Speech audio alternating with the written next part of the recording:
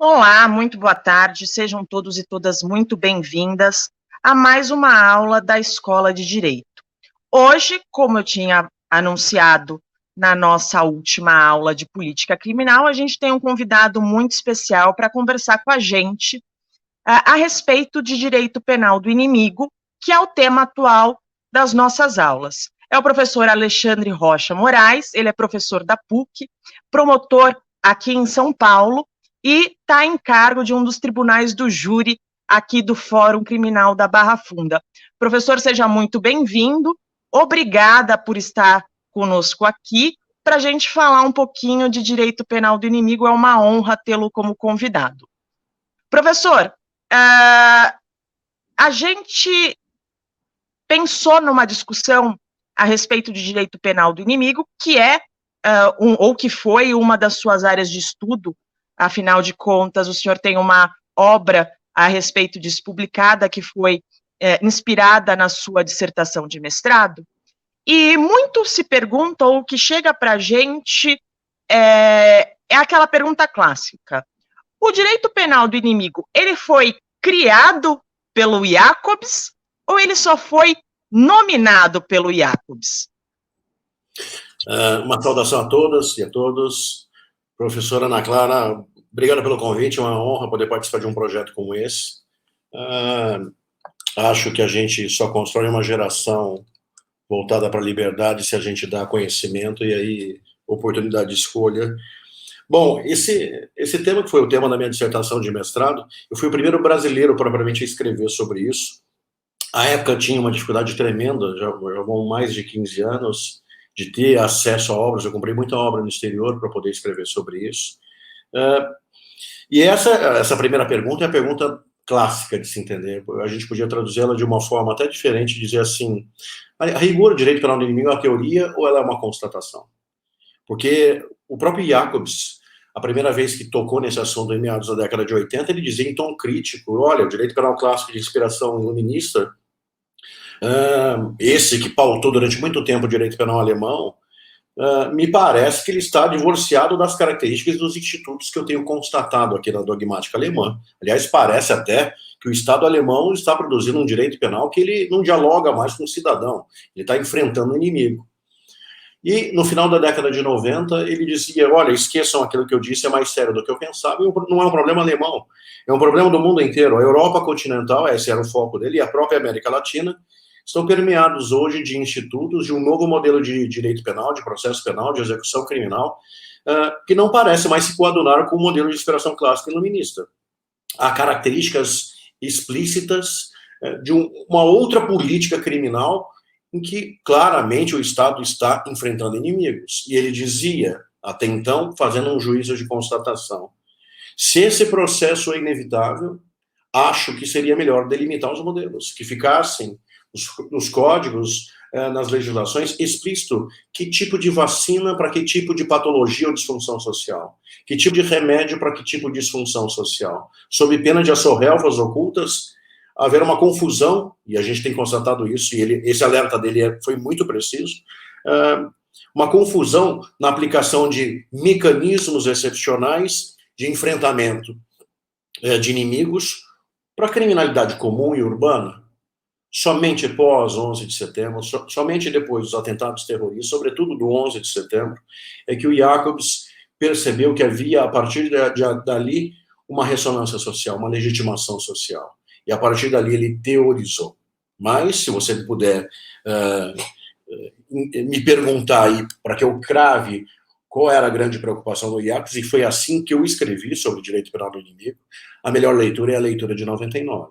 Porque pouco importa a discussão teórica, ainda que a gente consiga já ver a aplicação do Instituto em termos teóricos, a melhor sacada dele foi um juízo de constatação do porquê a sociedade pós-moderna, a sociedade pós-industrial, essa época de modernidade líquida, de construções democráticas, de cartas dirigentes, de novos tratados internacionais, porque tudo isso deram um aso a mecanismos, institutos de direito penal, de processo penal, de execução criminal muito distintos daquilo que a gente conhece, no nosso caso, Brasil, desde a Constituição de 1824, Código Criminal do Império de 1830, Código de Processo Penal logo em seguida editado, e que também foi replicado de alguma forma na Constituição da República de 88. Me parece muito mais antes uma constatação. E, para a gente alongar essa conversa, era preciso que cada um que esteja me ouvindo aqui faça um juízo crítico, e eu acho que talvez isso tenha sido o grande crescimento que eu tive, pessoalmente, de investigar e de estudar a ideia de uma ciência penal total. Sociologia, esse tempo social que a gente está vivendo, psicologia, psiquiatria, porque o que significa esse conceito de sociedade pós-industrial, que de alguma forma foi legitimando a produção de um direito penal rotulado, ou denominado, ou simplesmente chamado de inimigos, porque o Jacobs podia dar o nome que ele quis, mas ele sabia de uma forma muito sagaz e muito inteligente que a expressão é tão pejorativa que ela ia trazer à discussão, como trouxe no mundo inteiro, reminiscência da discussão do direito penal nazista do Mesger, de um direito penal de autor. Ele sabia que isso viria à tona, mas de alguma forma ele também sabia que diante das mudanças sociais, esse processo era inevitável. Eu gosto de começar dizendo tudo isso para fazer uma afirmação bem simples para todos. Ninguém pode ser a prioristicamente defensor de uma política de inimigos. Ninguém pode ser de antemão, em termos ideais, defensor de uma política de inimigos.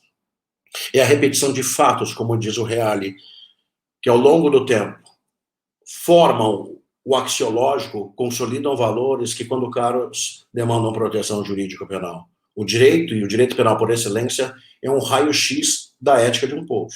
Isso significa dizer, reconhecer a constatação do Jacobs, e hoje presente no Brasil, na América Latina, na Europa continental, que era necessário, ainda que em termos excepcionais, uma política penal, uma política legal, uma política criminal de inimigos, significa admitir de antemão que a sociedade está bem doente a ponto de demandar esse tipo de política criminal.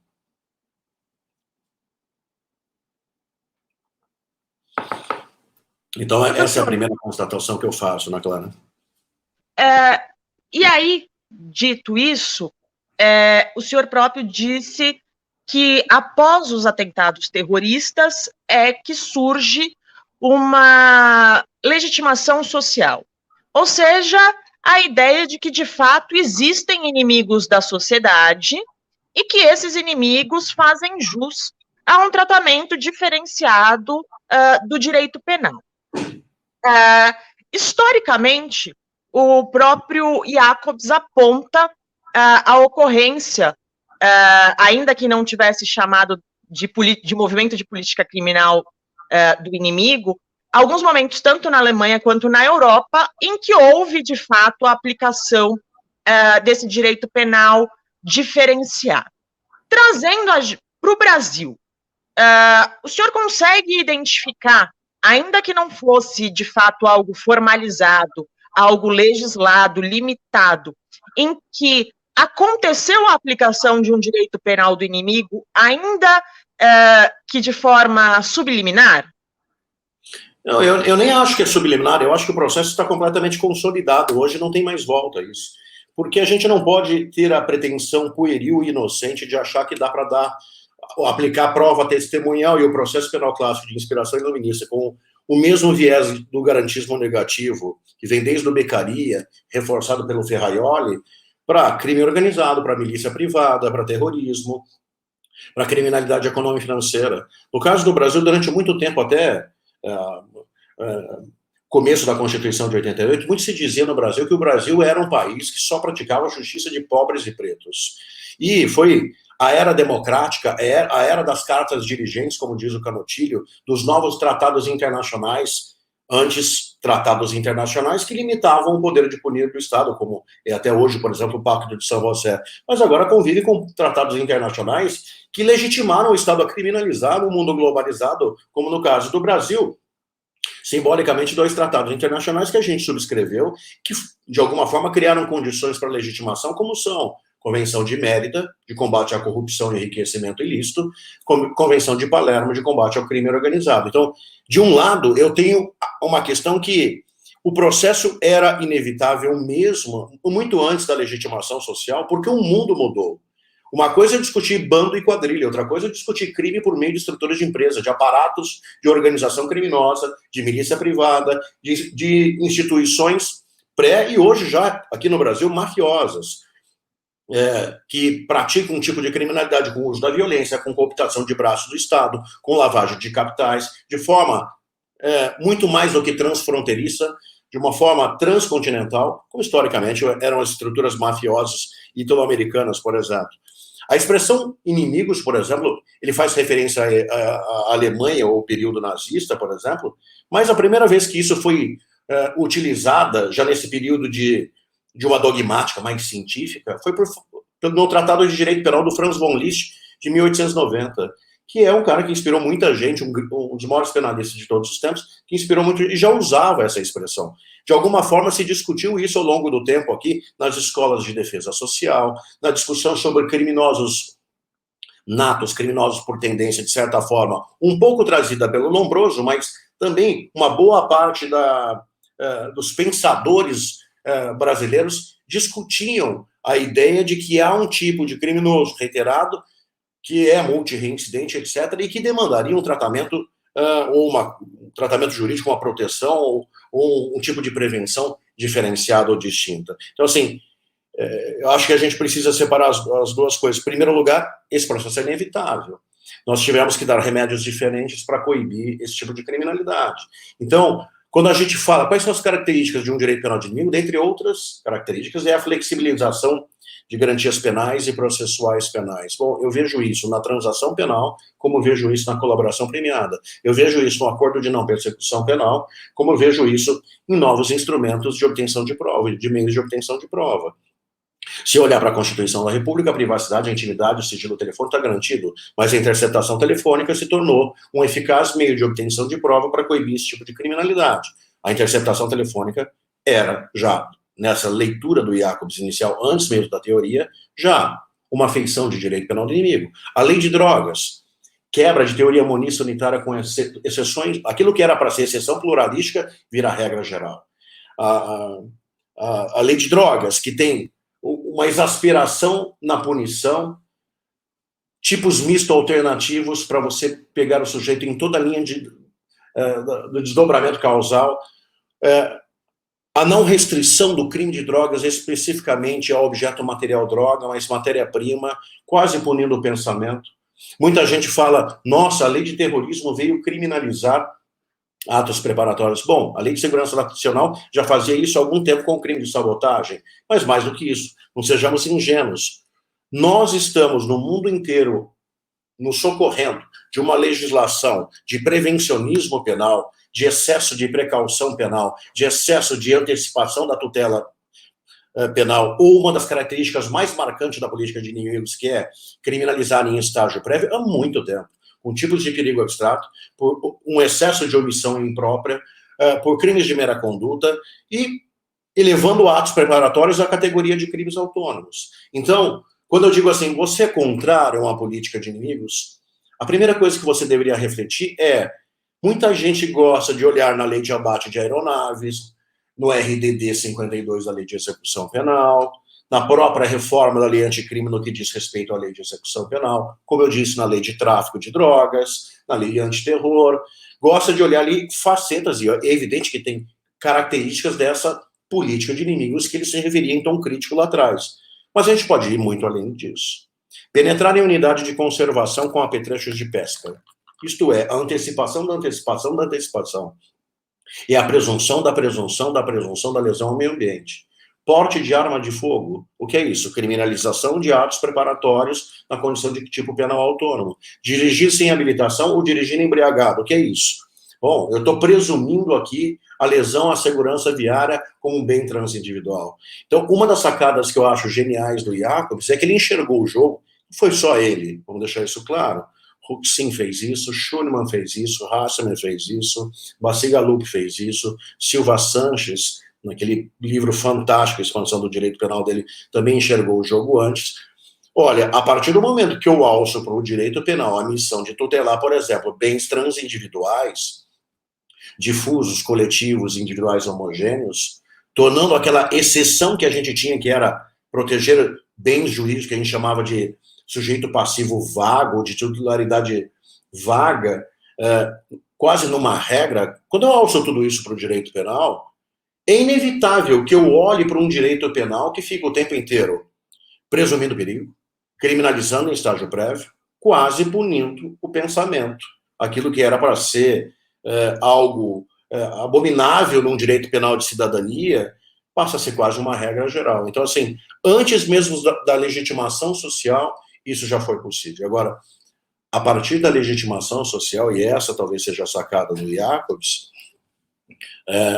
ele vem construir, no fundo, e eu falo sempre isso em tom bem incisivo, o Jacobs achou um jeito de teorizar, porque ele podia continuar fazendo o juízo crítico de constatação dele, isso é inevitável. A partir do momento em que houve uma legitimação social de um endurecimento, ou seja, o americano quis o ato patriota, o povo inglês que sofreu os atentados, por exemplo, em Londres, começou a legitimar o endurecimento. O povo espanhol, depois dos atentados de Madrid e em tantas outras circunstâncias, foi legitimando o endurecimento do Código Penal espanhol. Isso foi acontecendo no mundo inteiro.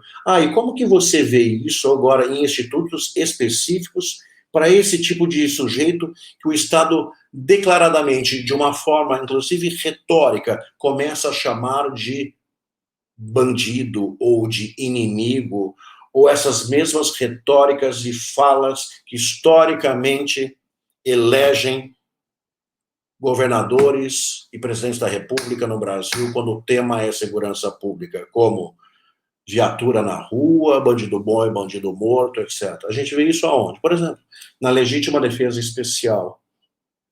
Claramente ali eu tenho algo que me lembra muito o que aconteceu com o Jean Charles de Menezes. Quando o Estado age numa tensão de combate ao terrorismo sem ter dado suficiente de inteligência e de informação para prevenir, e este é o paradoxo, que para ter dado o suficiente para prevenir e de inteligência, eu já vou invadir a privacidade e a intimidade de toda uma população, já numa clara política preventiva de inimigos, esse é o paradoxo. Mas quando o Estado não tem a possibilidade de agir por prevenção, ele vai agir na tensão da repressão e normalmente ele vai errar. O Jean Charles de Menezes foi uma discriminante putativa por erro de tipo. Fosse ele um terrorista que estivesse na iminência de explodir uma bomba, estava todo mundo condecorado por conta, inclusive os disparos serem numa região da cabeça, que era claramente para ele não se permitir nenhum mecanismo de acionar o explosivo. Só que simplesmente ele não era. Ia acontecer uma tragédia. A legítima defesa especial, para mim, tem o mesmo risco, ainda que seja mais restrito a que objeto de sequestro, vítima, etc. Essa novidade trazida pela lei anticrime, ela traz uma coisa muito além do que agressão iminente, porque o risco de agressão, numa cognição, numa gradação, vem muito antes disso, é um juízo valorativo muito anterior a isso. É como se eu estivesse dizendo, entre outras palavras, que naquelas circunstâncias, um agente do Estado policial tem quase uma licença para matar. Eu não vou discutir mais aqui excesso de legítima defesa, moderação e uso dos meios necessários, quando o próprio texto legal vem de uma forma enfática dizer isso. Se de um lado eu vejo isso na legislação brasileira cada vez mais pontuada, sobretudo porque a gente tem vivido nos últimos anos uma legitimação de um discurso de coisificação das pessoas e, portanto, como se a solução para todos os problemas fosse um endurecimento indiscriminado da política criminal, da política penal. Se de um lado tem isso, de outro lado tem uma constatação real. Mudaram as formas de criminalidade. Então a gente também não pode ser radical em querer rotular em termos pejorativos, como muitos querem, a política de inimigos como sendo algo ilegítima, porque, infelizmente, quando eu olho para as características dessas formas de criminalidade e olho para aquilo que o Jacobs rotulou como característica de uma política de inimigos, eu chego à conclusão que era inevitável. Eu tinha que me socorrer de outros mecanismos de investigação, meios de obtenção de prova, uma nova forma de direito penal, uma nova forma de processo penal. Mas eu insisto, muita gente gosta de olhar para o RDD, muita gente gosta de olhar para a lei de abate de aeronaves, mas a lei de crimes ambientais está cheio de exemplos daquilo que ele denunciava como uma política de inimigos. Eu dei um exemplo. Outro, introduzir espécime animal em território nacional sem autorização. A prevenção da prevenção da prevenção. Nem sei se o meio ambiente seria lesado, nem sei se teria ofensividade ao bem jurídico, mas eu faço essa presunção, porque, dentre outras coisas, como já disse o Ulrich Beck, nós somos a geração do medo, ou a sociedade dos riscos. E uma sociedade amedrontada, uma sociedade de pânico, normalmente elege gente com pautas de segurança pública sem nenhum critério científico, só com uma política ou com uma narrativa de endurecimento, que mais cedo ou mais tarde vai gerar tragédia em escola, tragédia no enfrentamento de crises dentro do sistema carcerário, em rebeliões, etc. Tragédia e aumento, como a gente tem reparado, do confronto policial com letalidade, independentemente de qualquer juízo de culpabilidade aqui, porque o povo adora dizer, já que era rotulado como bandido, sem devido processo legal, sem nada, e a gente está vivenciando, acho que até mais do que a mudança da lei em si, a gente está vivenciando neste momento no Brasil o poder de uma narrativa de inimigos sendo legitimada pelo voto e aplaudida pela maioria da população. Professor, nessa esteira da questão da sociedade do medo e de como isso afeta, essa teoria do direito penal do inimigo do Jacobs, ela se coaduna muito bem com a teoria de prevenção geral positiva fundamentadora elaborada por ele, onde o direito penal, na verdade, teria como função não a proteção de bens jurídicos, mas a manutenção da expectativa a respeito de comportamentos dos integrantes da sociedade. Se você tem uma sociedade amedrontada, você cada vez precisa de um direito penal mais severo, mais robusto, para suprir essa necessidade da sensação de segurança e para orientar os comportamentos. Dito isso, primeiro, se o senhor concorda nessa ligação da teoria fundamentadora da pena e o direito penal do inimigo, mas um pouquinho além, a ideia de que, de uma certa forma, o direito penal do inimigo acaba sendo um instrumento adequado para atender uma demanda popular, ou que a gente chamaria de um populismo penal, onde se vê o direito penal como panaceia do mundo, como instrumento de resolução de problemas, o que a gente vem analisando de uma forma pragmática, não só aqui no Brasil, mas num contexto globalizado, de que o direito penal ele não tem sido eficaz para suprir todas as necessidades sociais. Qual o seu posicionamento com relação a isso? Olha, professora, a senhora fez duas provocações que dariam 10 horas de discussão, assim, muito sérias. A primeira, bom, eu podia singelamente dizer assim, não vejo nenhuma relação de prevenção geral integradora e positiva com direito de penal de inimigos, mas como muita gente, de uma forma, por desconhecimento do Jacobs, normalmente, tá? Porque não leram da fonte, nem de boas traduções do alemão, associam ou chamam, por exemplo, o funcionalismo do Jacobs de funcionalismo radical. E gostam de chamar, por exemplo, o funcionalismo do Roxin de moderado, por conta da ideia de política criminal voltada a bens jurídicos mais relevantes, etc. Mas quando a gente vai para as escolas funcionalistas, a gente descobre que boa parte dos funcionalistas que são citados por várias pessoas que são críticos do Jacobs também defendem a ideia de uma prevenção geral positiva integradora. O que eu acho que é importante dizer sobre o direito penal de normalidade do Jacobs é que o Jacobs ele diz o seguinte, olha, muito inspirado em Luhmann, obviamente, ele diz o seguinte, querer dar para o direito penal uma função de ser eficaz, que é a segunda parte da... ou uma função de ressocializar a pena, por exemplo, é dar algo para o direito que ele é incapaz de fazer. E isso vai gerar, em curto espaço de tempo, frustração de expectativas normativas, e isso cria um ciclo vicioso, porque as pessoas ficam o tempo inteiro, como está acontecendo agora, com a ideia de que é possível de que o direito penal resolva todos os problemas. Tanto ele tem tanta razão ele tem sobre isso, que, por exemplo, os cursos de direito penal adoram dizer que um dos princípios do direito penal é o princípio da intervenção mínima. Desculpa, isso pode ter sentido, essa discussão, só para a academia. Na prática, para a rua, para o real, isso é uma falácia, isso é anacrônico, defasado, desculpa. Desde 88 nós fizemos mais de 800 crimes no Brasil. Nós temos fora do sistema codificado, hoje, 193 leis extravagantes que contêm norma penal incriminadora. Isso é tudo menos ser subsidiário. E esse fenômeno não começou agora. É um fenômeno que começou há mais de 30 anos. Fabricar açúcar dentro de casa ainda é crime no Brasil. Molestar cetáceos ainda tem uma pena absurdamente maior do que um homicídio culposo, cuja pena foi pensada e forjada no contexto social da década de 40, quando não tinha difusão de arma de fogo, que só virou crime em 97. Ameaça, da mesma forma, tem uma pena absurdamente ridícula e fora do contexto de ameaça no âmbito doméstico, um tipo de violência doméstica. Hoje eu não tenho mecanismos, por exemplo, de coibir de forma suficiente, porque essa legislação ficou anacrônica, símbolo de uma época, de um direito penal simbólico, de um caos normativo, de uma hipertrofia legislativa, de descodificação da legislação, do uso indiscriminado do direito penal como se ele fosse hábil e idôneo para a solução de todos os problemas. O próprio Jacobs denunciava isso em tom crítico para quem leu o direito penal de normalidade dele. E ele dizia o seguinte: você quer a ressocialização, você quer intimidar a sociedade com prevenção geral negativa, você quer qualquer outra coisa, ok, só entenda que isso é um efeito latente.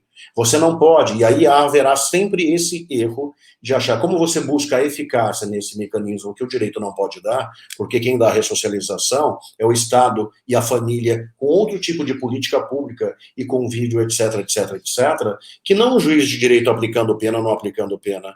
Quem dá a intimidação, etc, etc, e a lei seca foi um exemplo disso, não é a lei em si, mas é a propaganda e inserção na televisão, é o policiamento ostensivo, é a fiscalização, é a certeza da punição daquilo que estava lá em abstrato no texto legal.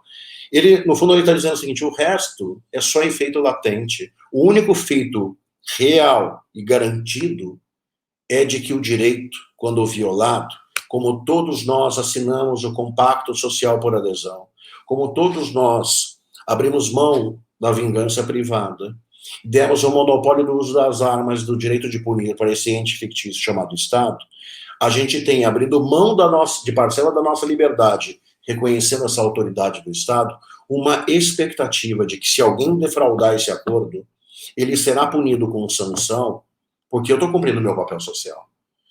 A partir do momento que eu perco a referência cognitiva de Estado de Direito, de vigência de contrato social, eu fomento justiça privada. E ela começa com a justiça com as próprias mãos e vai até a milícia privada. Essa discussão ele tem muito claro. O que é o direito penal do inimigo? Ele não tem nada a ver com aquilo. O direito penal do inimigo é a faceta mais dura de uma prevenção especial negativa. E essa discussão vem muito antes do Jacobs.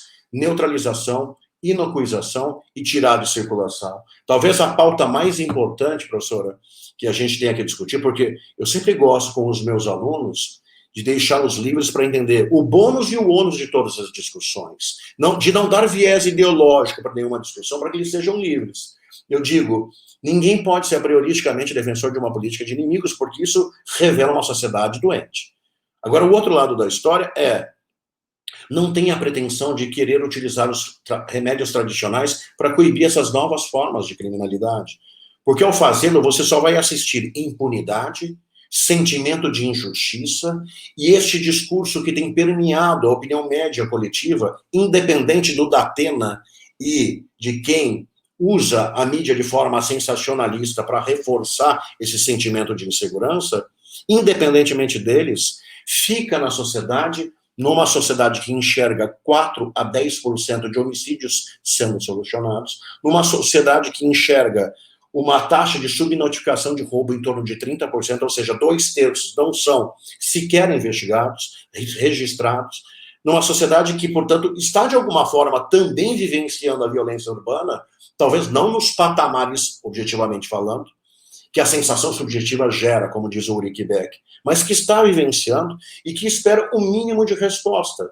Talvez, e eu concordo, a resposta não tenha que ser propriamente com essa política necessariamente de inimigos. Mas aí eu levo para o outro lado da história, que é um dilema que a política de inimigos quer trazer. A discussão sobre o duplo binário. O duplo binário, sistema italiano, que até 1984 vingava aqui no Brasil, a possibilidade de aplicar para alguém que é imputável simultaneamente pena e medida de segurança. Que, de alguma forma, nós fizemos isso com o Champinha aqui no estado de São Paulo. Claramente, o máximo de internação era de 3 anos e se sabia que era diagnosticado como um psicopata, um condutopata, um sociopata, que é incurável e que hoje, por um problema de discussão da psiquiatria forense, ele não é enquadrado como inimputável ou semi-imputável. Há uma discussão na medicina que deveria ser, não deveria ser, mas prevalece como sendo um sujeito que tem intacto livre-arbítrio, a capacidade de compreender o caráter ilícito criminoso e a capacidade de autocontrole, logo imputável. Só que esse sujeito, para quem acredita na pena, como eu acredito, diferente até do Jacobs, que ela tem sempre, sim, um caráter de retribuição, ela exige, sim, para quem está cumprindo pena, o mínimo de um olhar passado de remorso e arrependimento, para que ele possa ser reinserido gradualmente ao convívio social, reforçando aquele mínimo de expectativa normativa que os demais têm de que ele não vai voltar a delinquir. Afinal de contas, aplicar a pena desse jeito, e a gente aprende isso com o François Hoche, a pena é aplicada no presente num casamento de passado e futuro. A pena é aplicada no presente porque ela quer, o Estado quer, como a mãe quer com o menino que fez a coisa errada e vai pensar, que o menino olhe para trás o que ele fez, esse é o direito penal do fato, e diga para a mãe assim, eu não devia ter feito aquilo. E o Estado diligente, como a mãe que educa de forma diligente, quer, depois dessa resposta, que é o arrependimento, que é o remorso, para o olhar pretérito, o mínimo de cimento cognitivo, expectativa normativa, o mínimo de futuro. Qual é o futuro? Eu não vou mais fazer isso.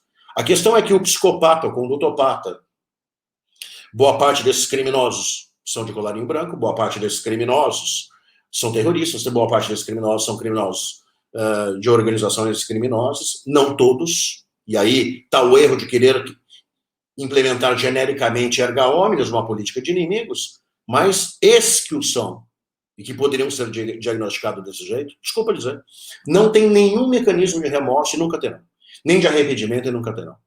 Eles são, inclusive, sedutores, conseguem fingir, e desculpa, todo o significado básico do fundamento do direito de punir, ao ser ignorado em relação a esses sujeitos, transformam a pena exclusivamente em retribuição, em vingança pública por parte do Estado.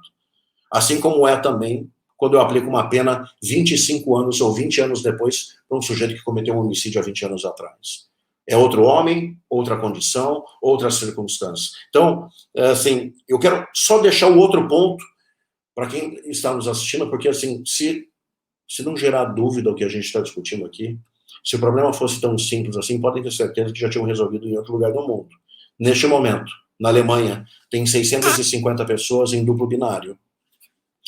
A maioria deles são pedófilos. A maioria deles cometeram crimes sexuais contra crianças. A maioria dessas pessoas foram diagnosticadas, não tem nenhum mecanismo de remorso e arrependimento, e a Alemanha não sabe o que fazer, já cumpriram pena e estão numa espécie de medida de segurança segregados, inocuizados, neutralizados, como se fosse puramente uma política de inimigos. Hoje, em Londres, país que conhece democracia, discussões democráticas, respeito às liberdades civis já há um bom tempo, tem hoje mais de 100 pessoas que estão em duplo binário. Essa é uma discussão, e quando a gente vai nos anais da história de 84 para saber por que a parte geral modificou isso, foi muito mais uma decisão política do que uma decisão de mérito, vamos dizer assim, ainda que alguns questionassem ou criticassem isso. Esse é um dilema que a gente precisa enfrentar. Se de um lado não é saudável aceitar a normalidade dessas narrativas que coisificam investigados, réus, que tornam qualquer pessoa que cometeu uma infração penal um bandido, porque essa é a expressão que é o símbolo da coisificação, se isso não tem sentido, porque respeito à dignidade humana e a direitos humanos, isso não tem lado, isso está como fundamento e objetivo da República, e quem não gosta disso deveria mudar de país, De outro lado da história, a gente também tem que evitar uma coisa que durante muito tempo o direito penal clássico fez, que foi neutralizar e se esquecer das vítimas, porque a gente coisificou vítimas. Da mesma forma como é legítimo, necessário e indispensável que eu saiba o nome e veja a pessoa que delinquiu, que na medida do possível eu tente recuperar, eu crie condições pelo menos para ele exercer o livre-arbítrio de querer se recuperar, e eventualmente dar excepcionalmente um tratamento de neutralização para aquele que não tem isso como possível, como se dá com os sociopatas, em crimes, por exemplo, sexuais, por exemplo. De outro lado da história, eu não posso perder de perspectiva o que acontece com uma moça quando tem o pai assassinado e como ela cresce sendo órfã. Essa é uma discussão que nem a universidade, nos últimos 25 anos, nem a sociedade brasileira colocou em perspectiva, e a gente deixou isso tão de lado, que de alguma forma ter se esquecido disso e ter restringido a discussão para Estado opressor e indivíduo oprimido, se olvidando desse terceiro personagem chamado sociedade, vítima difusa, etc., de alguma forma ter se esquecido da vítima, também criou e legitimou esses discursos e essas narrativas radicais que a gente está vivenciando hoje. E isso é um perigo dos dois lados. Nem coisificar a vítima, nem coisificar quem cometeu o crime. Perfeito, professor. A gente tem uma pergunta aqui a respeito de coadunar esse direito penal do inimigo, que é diverso do direito penal do cidadão, com o fundamento constitucional da dignidade da pessoa humana. Porque, segundo se entende, o inimigo seria aquele que não adere ao contrato social e que, se colocando à margem dessa sociedade, não faria jus aos direitos e garantias concedidos através dessa cessão da liberdade ao ente estatal. E que o inimigo seria considerado uma não pessoa. Primeiro, como fazer essa conciliação dentro de um Estado democrático de direito? E segundo, a pergunta aqui é se o direito penal do inimigo, então, deveria ser combinado com outro movimento de política criminal, sendo ele excepcional. Olha, professora, primeiro que quando a gente olha, por exemplo, para o direito penal de guerra, há em tratados internacionais, como a Convenção de Genebra, por exemplo, a manutenção do status do combatente inimigo, que exige, dentre outras coisas, respeito a garantias de dignidade humana básicos, por exemplo. Essa é uma questão importante para ser colocada, porque quando eu falo historicamente de direito penal clássico, eu estou numa relação verticalizada de Estado muito mais forte e o indivíduo mais vulnerável na persecução penal. E isso é uma reminiscência histórica do que aconteceu com as oligarquias absolutistas, que vem desde a Revolução Francesa, que culminou com a Revolução Francesa, paradoxalmente um genocídio que deixou como subproduto um direito penal mais humanitário, e o Beccaria nos conta isso com muita propriedade nos Delitos das Penas. Quando eu vivencio a democracia e começo a resgatar o papel da vítima no processo penal, a relação, de alguma forma, começou a ficar triangular, não só assim, porque eu tenho agora um terceiro personagem chamado sociedade. A gente vê isso na construção dos direitos sociais, na necessidade de convivência de liberdades individuais, garantias individuais com direitos sociais, dentre outros, a segurança pública, na história do sopesamento, balanceamento, ponderação de interesses constitucionais, na assunção da ideia de que nenhuma garantia é absoluta e é preciso a convivência pública disso. E grandes clássicos escreveram sobre isso, como a Ada Grinover, como Jim Working escreve sobre isso, como Karl Larens e tantos constitucionalistas contemporâneos escrevem sobre isso. Não obstante isso, quando o Jacobs quis criar uma teoria sobre isso, ele parte da premissa seguinte: olha, a partir dos contratualistas como Hobbes, Kant, Fichte, Rousseau, etc., bom, a gente aceitou a ideia de pacto social, de contrato social, para viver sob uma disciplina minimamente racional por parte do Estado.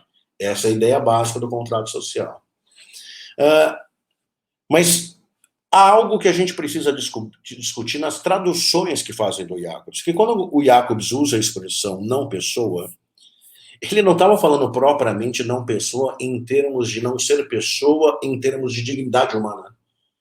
Ele está usando uma expressão lumaniana, porque o Luhmann, quando ele quer isolar, ele constrói a teoria dos sistemas autopoéticos, e quando ele quer isolar os sistemas sociais, ele diz, olha, estar vivendo em sociedade é se comunicar. Quem se comunica com o Estado, com outro cidadão, o básico do básico, sabe que o meu direito acaba quando começa o seu. Sabe que eu tenho que seguir as regras do jogo para estar vivendo em sociedade. Sabe que tem regras na sociedade, então se comunica o tempo inteiro. Então o Luhmann usa essa expressão para dizer, só existe a palavra pessoa em termos comunicativos quando eu tenho interação comunicativa. Quando alguém não está vivendo em sociedade, está vivendo isolado da sociedade, ele não é pessoa, ele é chamado de indivíduo. Indivíduo. Uma coisa é ser indivíduo, mas quando um indivíduo interage com outro indivíduo, ele, em termos comunicativos, se torna pessoa. Essa é uma expressão luhmanniana que o Jacobs se empresta para dizer o seguinte, em termos narrativos. Olha, o sujeito que de forma contumaz diz essas regras do jogo já não me valem mais, o sujeito que de forma contumaz e reiterada diz eu não reconheço a legitimidade do Estado de Direito, este pacto social, ele não se torna um inimigo, ou seja, um indivíduo perdendo o status de pessoa em termos comunicativos, ele não se torna um indivíduo somente que é inimigo do Estado, ele é inimigo do pacto social, da sociedade, de qualquer pessoa que está integrando o pacto social. Bom, a gente fala assim, bom, ainda que eu entenda agora a terminologia, isso não resolve muito um problema básico, né? Como que eu elejo quem é o não pessoa quando perdeu o status comunicativo, etc, etc. E aí volta, mesmo que eu queira misturar em camadas algo que não deveria ser misturado, que é dignidade humana com status de não pessoa luhmanniana, gera um problema de querer enfrentar e discutir isso. Pois bem, quando eu olho para o direito penal de guerra, a relação do direito penal clássico, eu insisto, Estado opressor, indivíduo oprimido, verticalizado. Por isso que eu loto o indivíduo de garantias para dar um mínimo de paridade de armas, contraditório, ampla defesa, devido ao processo legal, autodefesa dentro da ampla defesa.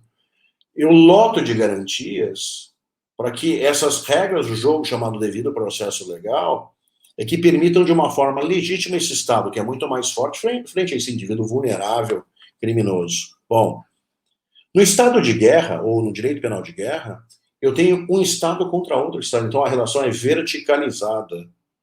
Aqui eu estou falando propriamente de invadir a soberania de outro Estado. Essa discussão é muito importante porque nós trouxemos, através da Escola Superior do Ministério Público há 3 anos atrás, o maior penalista espanhol para falar aqui no interior de São Paulo, Jesus Maria Silva Sanches. E eu fiz essa pergunta ao Silva Sanches, como que as cortes constitucionais estavam lidando, europeias, exatamente com esse tipo de questionamento. Como que pode eu falar que é legítimo flexibilizar essas garantias numa relação que era claramente de hipossuficiência e vulnerabilidade frente a um Estado mais poderoso, se eu não estou falando propriamente do direito penal de guerra, que a relação é horizontal de Estado para Estado, ainda que com a manutenção do status de combatente inimigo. E a resposta do Silva Sanches foi a seguinte: diante de terroristas e de criminosos organizados, as cortes constitucionais europeias já aceitaram a ideia da possibilidade de uma relação diagonal. Está legitimado hoje em todas as cortes constitucionais europeias o reconhecimento de que, para determinados tipos de criminalidade, que representam um atentado contra o próprio Estado, contra a normalidade democrática, não pode querer esse indivíduo ter a pretensão de achar que todas as garantias tradicionais se prestam também a ele.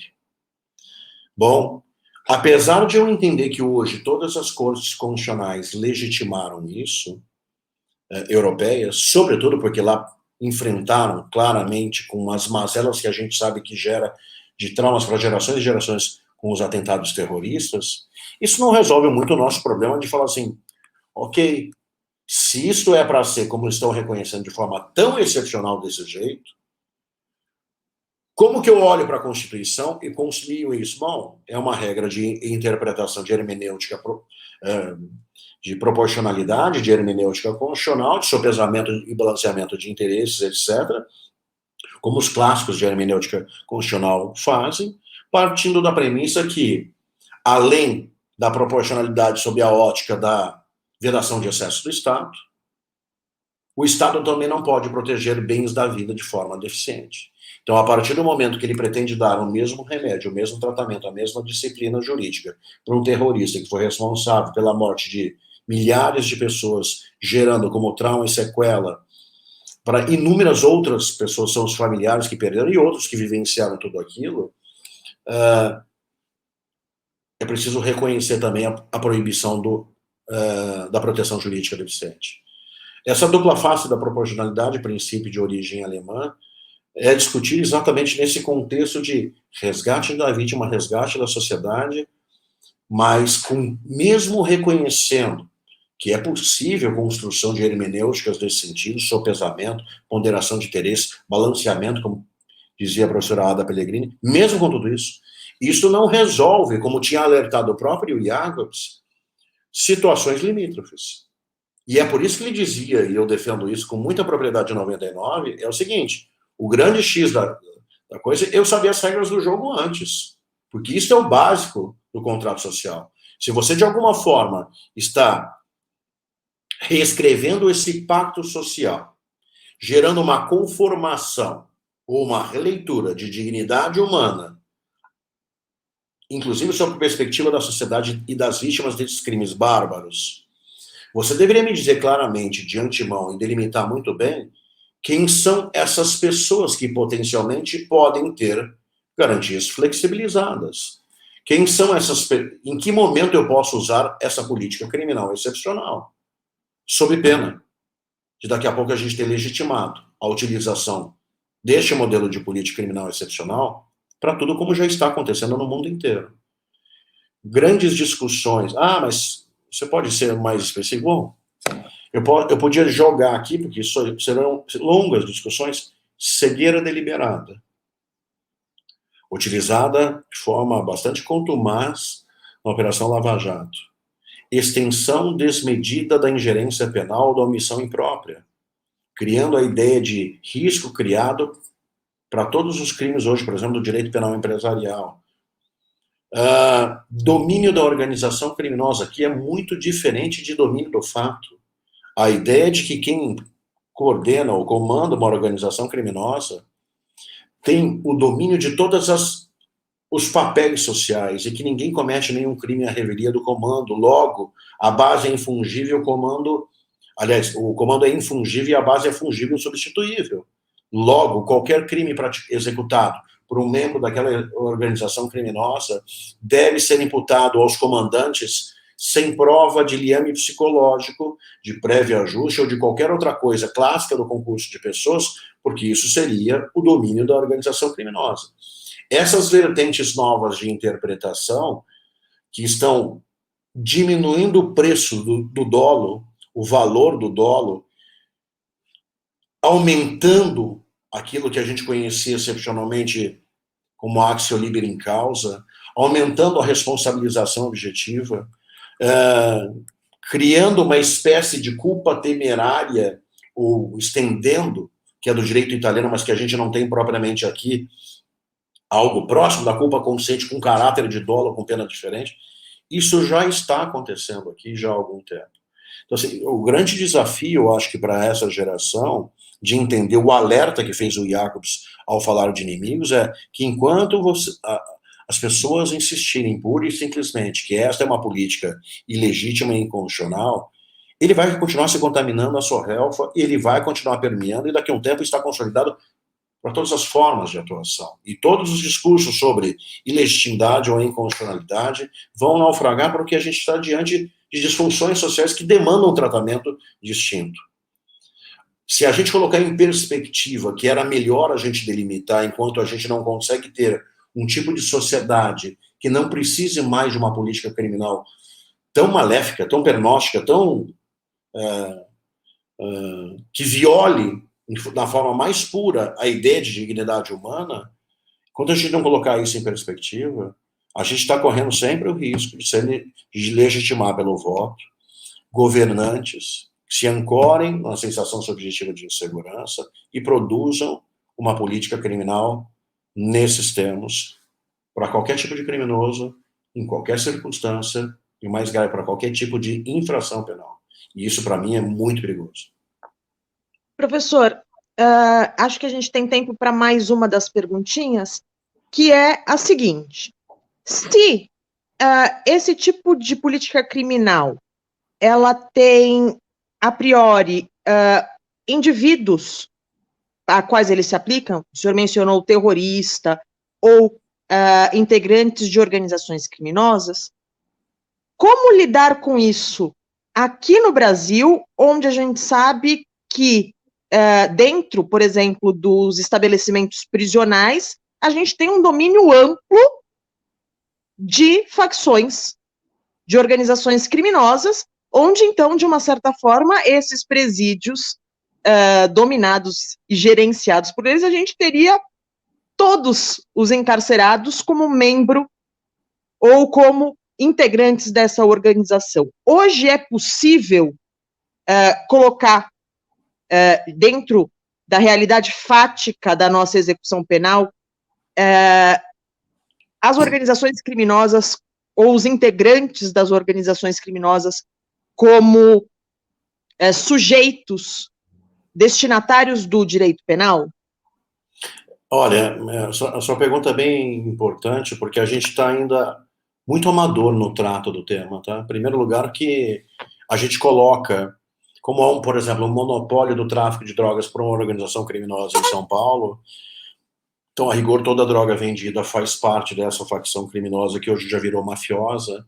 A gente coloca em perspectiva que todo mundo que integra tem o mesmo grau de periculosidade, estou usando uma expressão típica da medida de segurança e não de culpabilidade propriamente dita.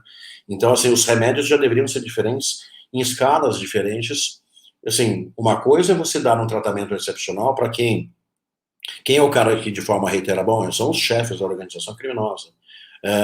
Gente que não tem nada de vulnerável e suficiente, que movimenta milhões, assim, que fazem lavar dinheiro, que praticam a corrupção com braços do Estado, que praticam uma variedade de crimes, inclusive violentos, que não reconhecem propriamente o Estado, não trabalham propriamente com um ajuntamento de pessoas eventual. Mas o X da coisa é que não é o sistema carcerário. Tem questões clássicas de criminologia que demandam profissionalismo, como, por exemplo, vou dar um exemplo, a associação diferencial. Muita gente, para sobreviver dentro do sistema carcerário, acaba se filiando a uma organização criminosa por uma espécie de sobrevivência mesmo, e acaba contraindo dívidas por conta disso, o recrutamento implica, dentre outras coisas, que familiares ou pessoas que estejam fora do sistema cometam crimes para que isso seja uma contraprestação, e, de alguma forma, a associação diferencial, que é uma discussão clássica da criminologia, a gente verifica isso, a dificuldade que tem o sujeito de sair propriamente da organização criminosa. De outro lado da história, quem criou a organização, ou quem permitiu a organização criminosa foi o Estado, que eu não estou nem dizendo que o Estado propriamente criou, mas, no mínimo, ele foi conivente em aceitar o crescimento daquilo no estado de São Paulo, por exemplo, foi conivente com a consolidação desse processo, que hoje, eu insisto, deixou de ser simples organização criminosa, e todas as definições clássicas dos maiores especialistas no estudo de máfia já estão reclamando a necessidade, como tem no direito penal italiano, da criação de um tipo penal específico, que é a máfia, porque O que faltava por excelência, assim, hoje está escancarada a lavagem de dinheiro e está escancarada o caráter transcontinental. Tem a organização criminosa do Brasil que já opera em conjunto com a máfia siciliana, na África, na Europa, na América do Norte. Então, assim, esse tipo de criminalidade, como aconteceu na Itália, como aconteceu em outros países, precisa necessariamente ser combativa com ferramentas, com instrumentos, com direito diferenciado. Ao mesmo tempo que eu reconheço isso de um lado, eu deveria reconhecer também que o Estado que foi conivente, ou os responsáveis que permitiram isso, deveriam ter o mesmo tipo de tratamento, porque de alguma forma fomentaram ou se alimentam do crime organizado. A gente fala do tráfico de drogas, já que a gente está caminhando para o final, e eu insisto, como a gente trata as questões de segurança pública de forma amadora no Brasil. Quem disse que tráfico de drogas deveria ser a prioridade de atuação no Brasil? Poucas pessoas refletem um pouco sobre isso. Porque, como diz o Nelson Hungria, na orografia dos crimes, o primeiro que vem é o homicídio, porque é o bem jurídico mais importante. Só que a taxa de cifra cinza, ou seja, de elucidação de homicídio no Brasil, é uma piada. Assim, a Polícia Civil de elite, na década de 90, era o DHPP em São Paulo. O DHPP deixou de ser a polícia de elite há muito tempo, porque não consegue fazer elucidação de muito crime de homicídio de autoria desconhecida. Evidente que mudou um pouco o perfil também do homicídio, eu não estou dizendo que isso não mudou, mas o que houve claramente por parte de todos, sem exceção, todos os governos estaduais e suas políticas de segurança pública no Brasil inteiro, nos últimos 20 anos, foi sucateamento da polícia civil e da polícia técnico-científica. Quando eu faço o sucateamento da polícia judiciária, que é responsável por fazer investigação, e quando, com narrativas, com discursos, eu priorizo a polícia fardada militar, que é de policiamento ostensivo, seja de forma deliberada ou inconsciente, inocente, mas de qualquer forma, de uma forma ou de outra, amadora, eu estou privilegiando uma política criminal de prisão em flagrante. Hoje, quem dita a regra da entrada do sistema carcerário é o policial militar na ponta, porque se passar na audiência de custódia, vai até o final a definição daquele sujeito como traficante. Eu nem estou dizendo, não quero levantar aqui ainda a discussão, chegando nesse ponto, se é o caso ou não é o caso de voltar atrás da política de guerra contra as drogas, não obstante quem inventou a política está voltando atrás. O que eu estou dizendo é que boa parte dos problemas do sistema carcerário, que tocam inclusive na questão do crime organizado, dizem respeito a uma política tomada sem profissionalismo, por argumentos de autoridade, por intuições e achismos, que significam sucatear quem investiga e, portanto, todos os crimes que demandam investigação, e fortalecer o tipo de crime onde eu tenho prisão em flagrante. É por isso que eu olho para a Fundação Casa no estado de São Paulo. É por isso que eu olho para o sistema carcerário masculino e olho para o sistema carcerário feminino e comparo 2020 com a década de 90 e vejo o crescimento absurdo da população carcerária no que diz respeito ao tráfico de drogas. Desculpa dizer, tráfico de drogas não é praticado através de um food truck. Todo mundo sabe onde está. O tráfico de drogas é praticado desse jeito, dentre outros motivos, porque há ou corrupção explícita, ou conivência de parte do Estado na prática desse tipo de infração penal. Não é à toa, professora, que muitos profissionais que trabalham na área criminal, sobretudo no combate ao tráfico de drogas, têm uma sensação, claro, de que estão enxugando o gelo, porque não vem resultado nenhum, porque toda hora alguém é substituído ali na ponta. Agora, tão sério quanto esta percepção de ineficácia, não da lei em si, mas da produtividade dos profissionais e dos operadores do direito, tanto no sistema de segurança quanto no sistema de justiça, tão grave quanto é isso, e a gente não se dá conta que a gente continua retroalimentando essas questões de incremento do crime organizado, recrutamento de cada vez de mais pessoas que estão vulneráveis dentro do sistema. Se o sujeito não tiver ali uma grande conversão religiosa, um mecanismo de proteção por religião ou outra coisa qualquer, dificilmente ele consegue escapar das garras do crime organizado. Então eu quero insistir, não obstante achar que a cúpula e quem a gente possa identificar com inteligência e investigação mereceram um tratamento diferente, concordo em número, gênero e grau que a gente deveria tomar muito cuidado ao dizer que qualquer integrante de uma organização, ainda essa leitura é uma leitura assoldada e prematura, deveria ter o mesmo tipo de tratamento. Da mesma forma como eu acho que tem problemas anteriores a isso que deveriam ser revistos. Como é esta política completamente defasada e anacrônica de achar que o policiamento ostensivo, uma polícia sem investigação, vai dar o melhor resultado possível para a sociedade. Isso a gente fica, ao longo do tempo, gerando frustrações, cria-se com novos discursos iguaizinhos, expectativas que vão ser, no médio prazo, fraudadas, um ciclo vicioso, que, dentre outras coisas, no meio do processo, está o nosso direito penal. Eu acho que é importante esse tipo de discussão, muito mais do que concordar ou não com uma política do que essa, porque é crucial para essa nova geração que está tendo a oportunidade de refletir nessa plataforma sobre isso, é que essa nova geração que tem o sonho de ver a Constituição, não de papel, uma Constituição real, que tem o sonho de ver uma sociedade diferente, de olhar para a cadeia com o mínimo de dignidade possível, de não ter coisificação de pessoas, etc., é uma geração que vai ter que assumir um papel de jardineiros.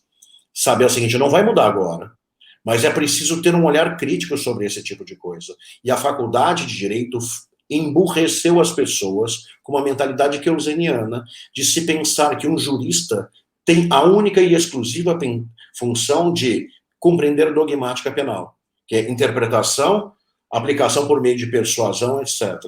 Desculpa, isso podia ter sentido lá para a modernidade. A pós-modernidade demanda gente com conhecimento de política criminal, criminologia, além da dogmática penal. Essa é a ideia da ciência penal completa e total.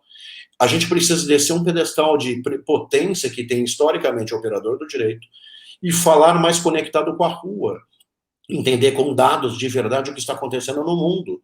E essa geração que está nos assistindo, que naturalmente já tem isso, uma alma mais inquieta de não aceitar status quo, e porque disseram com um argumento de autoridade que é assim, e que está de alguma forma querendo se conectar com o real, vai ter o papel de jardineiro, quem sabe para a próxima geração conseguir ver as flores e os frutos, né?